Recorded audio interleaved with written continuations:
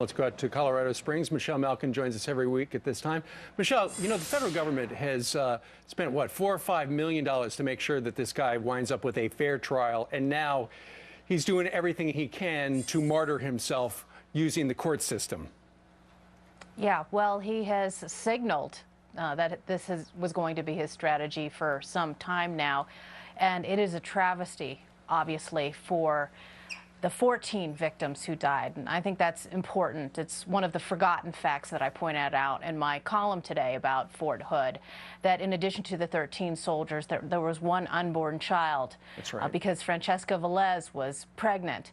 And as this travesty and this circus and this farce unfolds, I think that's what the American people need to remember here, that their own government failed every one of those soldiers, along with the more than 30 who were wounded, because this radical, deranged Islamist was warning his superiors about the menace of Islamic Jihad within the ranks of the American military. He gave this explicit presentation to his superiors at Walter Reed, where he warned about soldiers like himself, and he said, I am not the only one. He pointed to previous fraggings and previous incidences of violence, and the justice for the families, of course, has been delayed for so long because of our feckless political correctness. Yeah, well, not only to mention the justice, but what they're actually calling it, because they're still calling it workplace violence and not terror. But, right.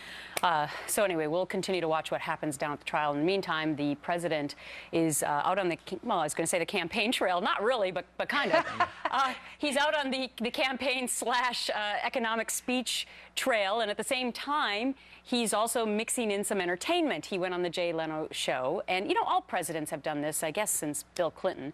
But is this the new norm now? Is this where we're going to go to hear about the president's reaction to these very serious international and domestic issues? Yeah, this is par for the course for Hollywood Barry. And I think it would be nice if he could save the taxpayers' money and just build a comedy set at the Oval Office, give him a live band and a sidekick. Oh, wait a minute. He's got Joe Biden. He is the sidekick. It is a perpetual clown show for these people. And, you know, to be fair to Jay Leno, at least Jay was not a complete and total groupie, whitewasher, and lapdog. He did ask him some serious questions. But is this the right venue, especially during a week when national security concerns are heightened? That's right. At a time when he's just about to flit off to Martha's Vineyard, and he's supposed to be connecting with the average American person. Really, of course, there was something else going on here, because after his appearance, and I pointed this out last night, the White House admitted that Barack Obama was meeting with Jeffrey Katzenberg, you know, one of the biggest Hollywood heavy hitters, donors, and bundlers for the Obama campaign. And guess what? We didn't get to see that broadcast on national TV to see what they were talking about and what they were up to. Yeah. It is pretty extraordinary, though, you know, given all the news going on, and the first hard questions asked by Jay Leno, because the president, you know, his communications team, the strategy is keep them away from the White House reporters, keep them away from everybody.